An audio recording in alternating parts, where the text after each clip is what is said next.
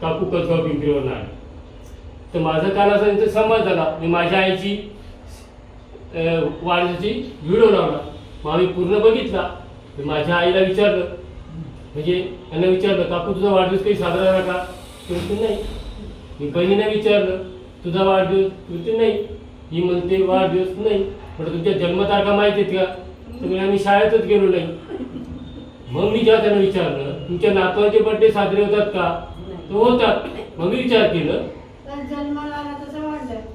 मग मी विचार केला का आपण त्यांचा वाढदिवस साजरा करायचा.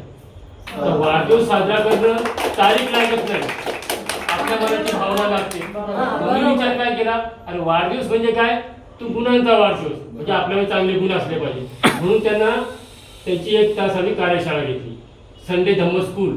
मग त्याच्यामध्ये आनापान, मैत्री, वंदना, नंतर संवाद हे शिकले. त्यांनी ते पूर्ण केले. नंतर सगळ्यांना वंदन केलं.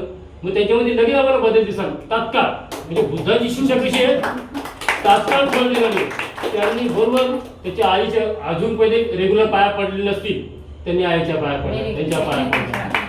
हा, माझे वंदन केलं, माझं वंदन नाही. म्हणजे त्यांनी ती लगेच इम्प्लिमेंट केलं. म्हणजे प्रत्येकाला संवाद हे गरजेचे आणि त्यातून लगेच रिझल्ट दिसला. मग मी विचार केला, आता त्याच्यामध्ये गुणांची वाढ झाली.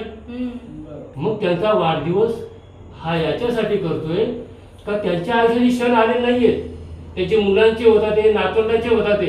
तर मग मी माझ्या घरी आल्यानंतर मी त्यांचा का सत्कार करू नये, हा त्यांचा गौरव आहे. हा गौरव आहे.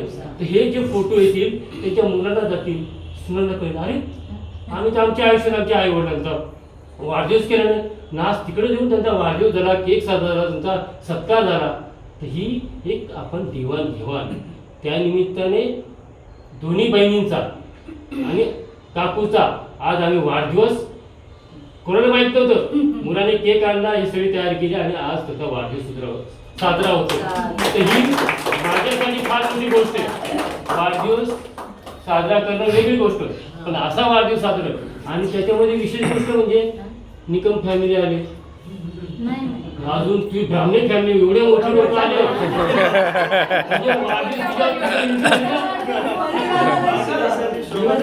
ब्राह्मणी एंट्री झाली ना, आणि म्हटलं मोठा वाढदिवस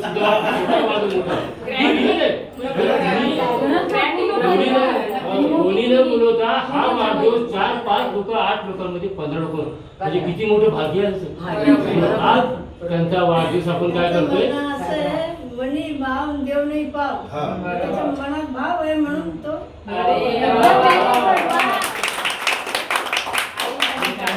आनंद झालाय. केक माहित नाही, वाढदिवस माहित नाही, केक काय काढतात, काय काय वाजवतात, पण हे त्यांच्यासाठी विशेष आहे. आणि खोटं बोलत नाही, ज्या म्हणजे बोलतो तर त्यांना ते वाटतं काहीतरी, म्हणजे पण ही गोष्ट प्रत्येकाला कसं वाटतं ना, प्रत्येकाच्या मन भावना आहेत. पण ह्या मन भावना त्याच्या आतून त्याचं मन कसं आहे प्रफुल्लित झालं. म्हणजे हे जेव्हा बोलतो त्याची संवाद होता आणि जेव्हा ऍक्च्युली हे झालं त्यांना हे विशेष वाटलं, अरे हे खरंच झालं का. काय म्हणत होते दोघी जण, आता बघा मी जेव्हा व्यक्त केलं त्यांनी काय गाणं बोलू मला, हे आलं पाहिजे. नाही बोल, मी नाही बोललो, तुम्ही बोल. अरे लय भारी बोल, असे असे बोल. काय बोलली सांग बरं. खाण्याशी बोल, काय बोलली.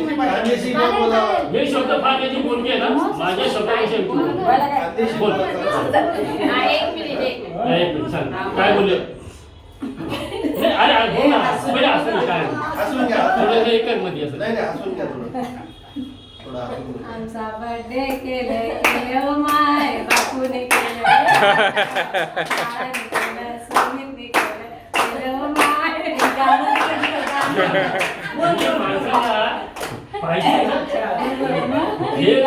सुख आहे त्यांच्या आयुष्यामध्ये, सुख आहे. आणि त्यांच्या मनात एक भावना होती, आम्ही